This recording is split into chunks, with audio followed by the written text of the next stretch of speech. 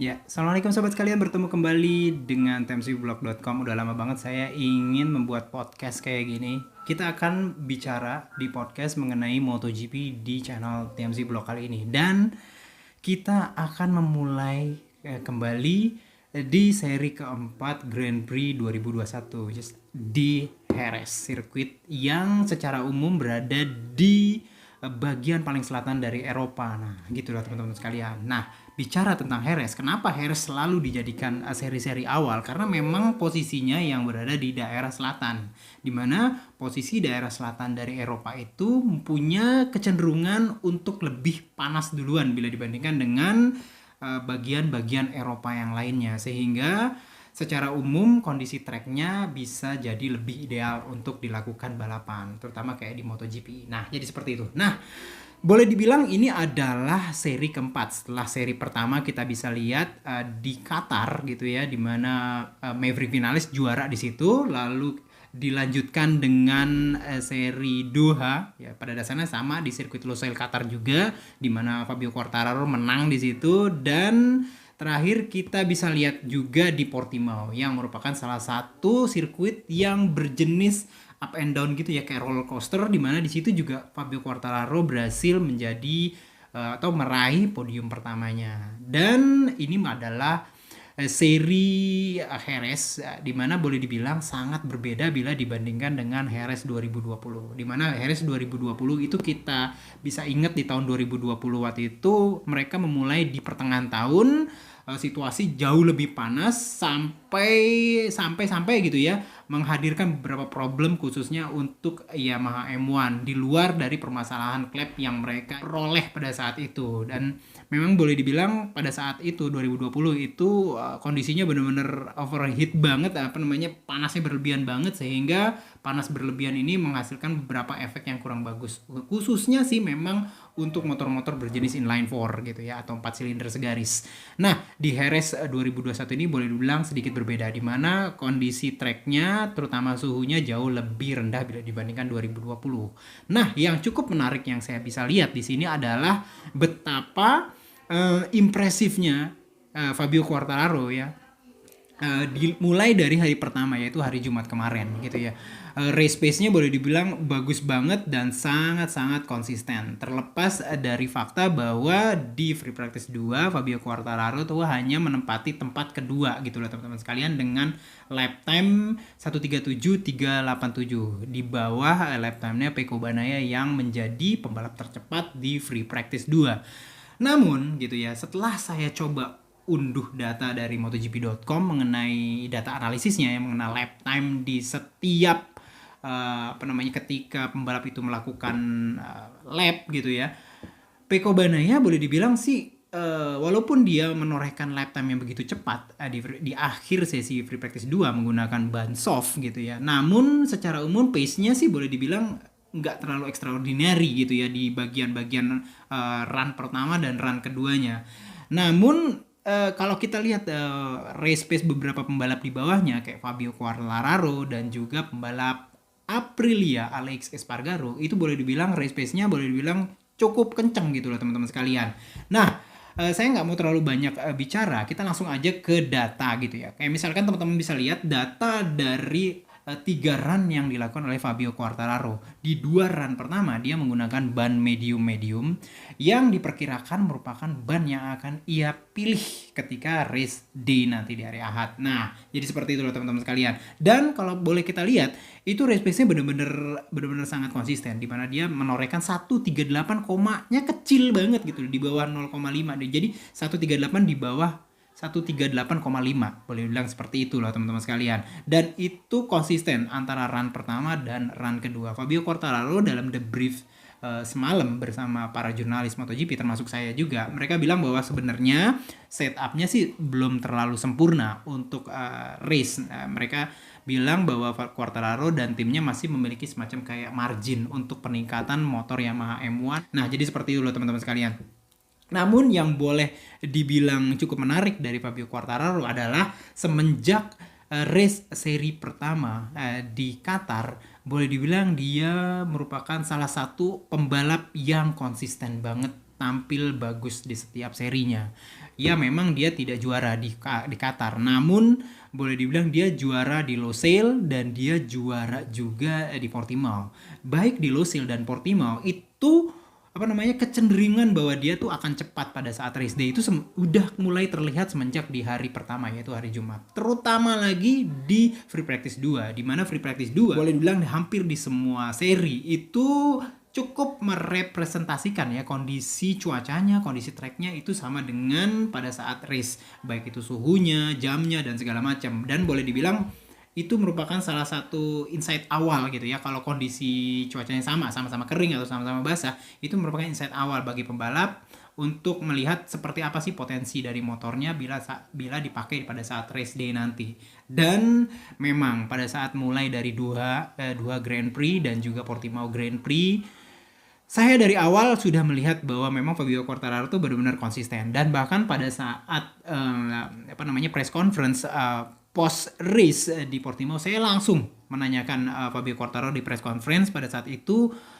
apakah dia yakin gitu ya bahwa Yamaha M1 2021 ya yang ia pakai ini itu akan terus bagus di seri-seri Eropa lainnya. Ya kayak misalkan setelah Jerez ini dia akan ketemu Le Mans, terus habis itu dia akan ketemu dengan Mugello dan lain-lain.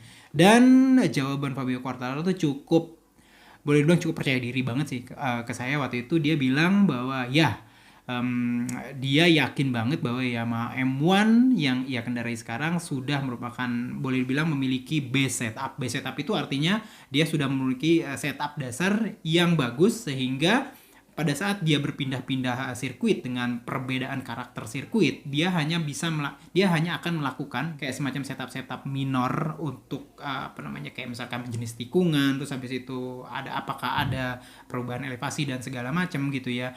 Hanya setup minor, namun setup dasar dari Yamaha M1-nya sudah bagus. Pada dasarnya dalam 2021 ini, mesin dari Yamaha M1 yang dipakai Fabio Quartararo itu sama seperti yang dipakai oleh Maverick Viñales dan juga Valentino Rossi, which is merupakan mesin 2020. Berbeda dengan Morbidelli yang masih menggunakan spek A, yang merupakan mesin 2019 paling update di Valencia 2019. Nah, perbedaannya adalah Fabio Quartararo mulai dari tahun 2021 ini dia sudah menggunakan frame yang baru. Nah, Yamaha bilang, dan semua orang yang bisa melihat bentuk dari frame dari Yamaha M1 2021 ini kebanyakan bilang bahwa memang secara umum bentukan fisiknya, kita hanya bisa lihat dari bentukan fisik gitu ya, itu memiliki beberapa detail itu mirip seperti frame dari Yamaha M1 2019 yang dipakai sekarang oleh Franco Morbidelli. Beberapa titik-titiknya itu boleh bilang sama, walaupun memang secara umum mounting engine-nya berbeda banget antara mesin yang dipakai Quartararo, Viñales dan Rossi dan mesin yang dipakai oleh Franco Morbidelli. Itu beda banget teman-teman sekalian. Nah, dengan frame yang bagus ini bisa kita lihat bahwa sebenarnya sih nggak hanya Fabio Quartararo, Maverick Viñales juga tampil impresif baik di Grand Prix Doha dan juga Grand Prix Losail, dan bahkan sih sebenarnya di sesi-sesi awal gitu ya, free practice 1, free practice 2 di Portimao, Maverick Viñales juga cukup bagus pada dasarnya, walaupun di akhirnya pada saat race day di awal-awal dia kayak kedodoran kayak gitu. Namun boleh dibilang memang Yamaha M1 2021 ini boleh dibilang cukup bagus gitu, dan cukup memiliki base setup yang boleh dibilang cukup akan bisa kompetitif di setiap balapan, begitu minimal apa yang dikatakan oleh Fabio Quartararo. Back kita akan lihat sekarang Aleix Espargaro, teman-teman sekalian. Aleix Espargaro ini boleh dibilang merupakan salah satu pembalap yang konsisten di paling enggak 3 ke belakang, dari mulai Qatar, mulai dari Doha, terus habis itu lanjut ke Portimao dan sampai di Jerez 2 sesi pertama di hari Jumat FP1 FP2. Boleh dibilang Aleix Espargaro tuh hampir jarang banget lepas dari top 5. Dan bahkan di 2 sesi pertama di hari Jumat di Jerez FP1 FP2 itu Aleix Espargaro itu berhasil hadir di top 3 gitu. Bisa bayangkan teman-teman, di top 3 gitu teratas gitu ya dalam perolehan lap time. Dan ini tuh benar-benar boleh dibilang kalau menurut saya adalah super impresif.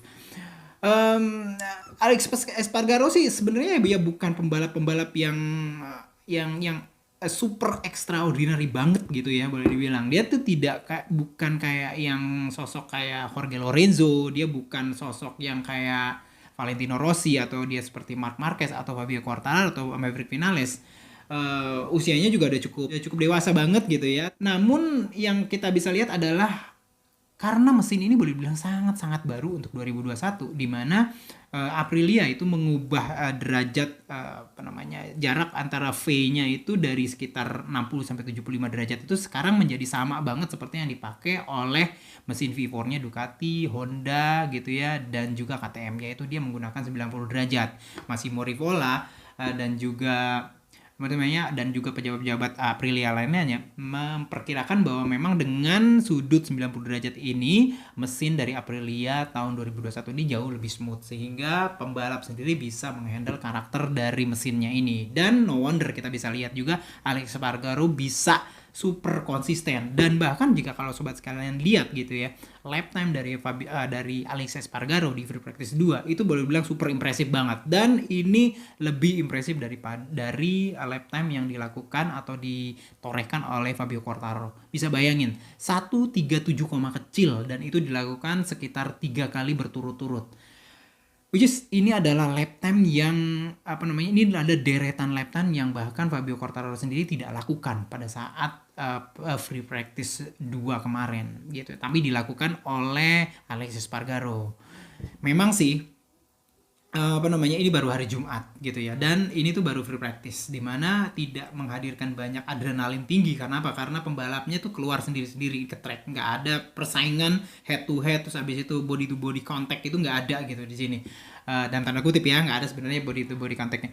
Namun persaingannya tuh boleh dibilang masih sendiri-sendiri gitu ya. Namun kita bisa lihat juga Alex Espargaro bisa menghadirkan lap time yang boleh dibilang cukup impresif, 1,37-an, walaupun besar gitu ya. Dan itu dilakukan secara konsisten di free practice di run pertama dari free practice 2. Dia menorehkan sekitar beberapa kali itu lap time itu 1:38, kecil gitu ya. Namun dia setelah masuk ke box melakukan sedikit setup di tempat entah di mana, dia keluar lagi, bang, 5 lap, di mana satu lapnya 1:38 dan 3 lap berturut-turut dia torehkan 1:37. Ini bagi saya adalah impresif banget melihat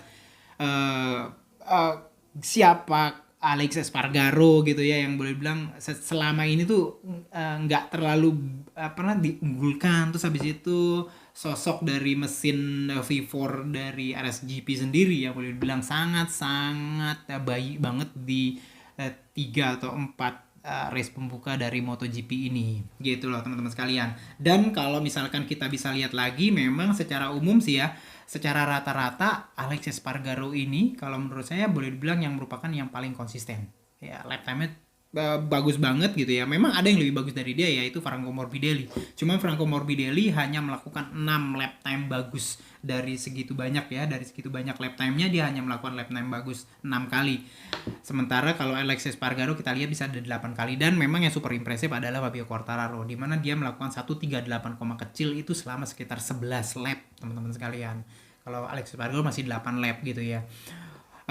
Ini masih hari Jumat gitu ya, masih akan ada banyak lagi kejutan-kejutan yang akan kita bisa lihat di hari Sabtu ini, terutama di Free Practice 3, di mana Marc Marquez salah satunya juga akan, menurut saya akan fight, di mana dia di EP1 dia berhasil masuk top 10, namun di EP2 dia merasa bahwa tricepnya bagian kanan, yang merupakan kalau tricep itu digunakan untuk merentangkan tangan gitu ya. Kalau merentangkan tangan ini artinya dalam posisi riding motor itu digunakan untuk menahan kayak counter steering dari motor gitu. Kayak misalkan RC213V pada saat dia nikung ke daerah kanan itu biasanya itu tangan kanan itu bertugas untuk ngehandling counter steering dari motor tersebut yang arahnya tuh berbalik gini gitu ya. Jadi mau nggak mau ini tangan diharuskan untuk menekan gitu ya, nekan, dan dia tuh berusaha untuk ke arah rentangan tangan sehingga tricepnya itu bekerja dengan keras. Dan di EP2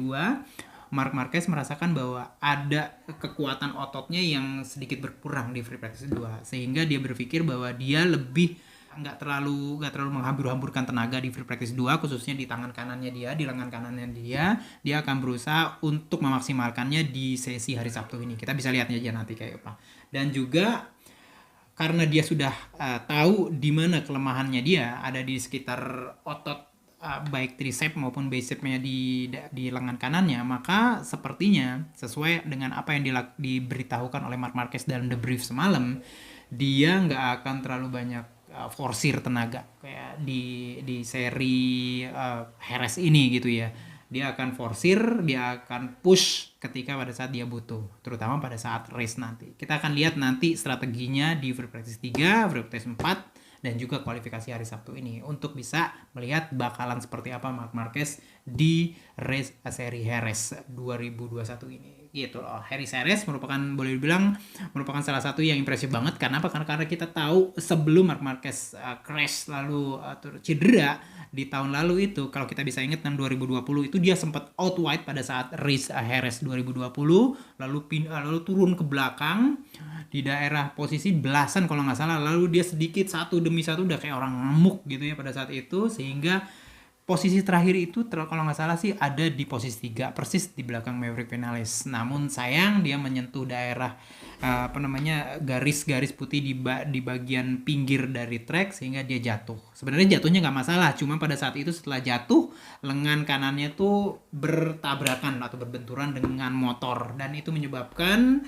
humerus atau tulang daerah lengan atasnya itu retak, dan itu berlanjut sampai 9 bulan pada saat recovery-nya, sehingga boleh dibilang Marc Marquez sendiri setelah penampilan perdananya di Portimao, dia bilang bahwa antara Portimao dengan Heres dia tidak melakukan latihan dengan menggunakan sepeda motor. Dia hanya melakukan latihan-latihan gym biasa, latihan-latihan fisik biasa gitu ya, untuk membuat ototnya itu tidak terlalu stres berlebihan. Itu aja teman-teman sekalian, analisis saya dari hari pertama, hari Jumat MotoGP Heres 2021. Juga sobat sekalian bisa lihat nanti malam di Trans 7, di mana saya akan juga mengomentari jalannya race MotoGP Heres ini di Trans 7. Itu aja, kita akan bertemu di podcast selanjutnya. Assalamualaikum warahmatullahi wabarakatuh.